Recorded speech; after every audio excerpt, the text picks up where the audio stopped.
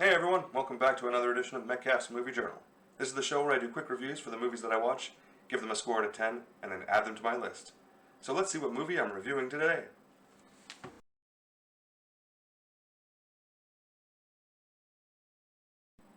On June 20th, I watched Shimmer, which came out in 2017.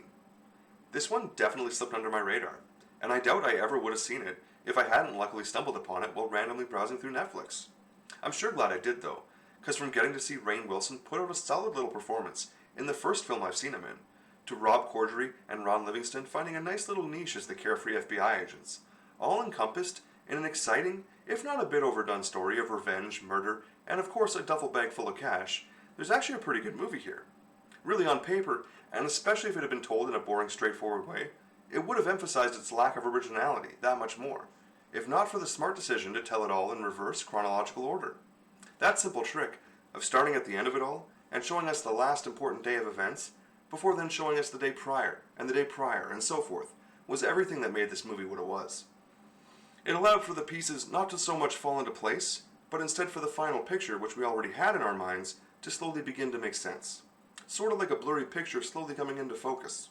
And it made what would have otherwise been a simple story super engrossing and engaging. Still, like a lot of mystery-style movies, the ending begins to come into focus probably a bit earlier than what the writer truly hoped for. But that's such a difficult razor's edge to dance on, it's hard to knock it too much. The acting performance by Rainn Wilson as Andy Sykes has a very William H. Macy or Tim Robbins vibe to it for me, as it just feels like such an average everyday guy that could just snap at any moment, and those actors were great at those roles. I didn't see the same level of talent from his supporting cast though. John Michael Higgins as Judge Brad Dawkins in particular seemed like he thought he was in more of a straight-up comedy, and I don't think it really worked the way he wanted it to. It's fair to say he's usually cast in more straight-up comedies, so maybe it's more a case of bad casting than bad acting. For a good dark comedy, it's usually best to get serious, talented actors and let the humor seep through the dark, disturbing plot lines. But with Shimmer Lake, it almost seemed like a tale of two casts, with half being cast for their acting chops and the other half being cast for their comedic timing.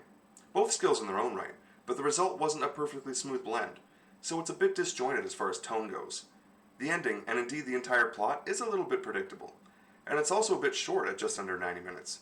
But all that being said, the first time through is still an exciting and fun ride. I really hope Rainn Wilson can start being cast more in these average, everyday man kind of roles, because I think there's real potential if someone like the Coen brothers can find something for him. He really should be looked at as a young Tim Robbins with that same kind of potential, because after making that comparison in my head, I just can't let it go. Shimmer Lake already felt like sort of an imitation Coen brothers film, with such a gritty and real feeling throughout. It easily could have thrown the same Fargo trick of putting based on a true story before a movie that just plainly isn't, and it would have been equally believable, because right up till the very end, it was an extremely believable story.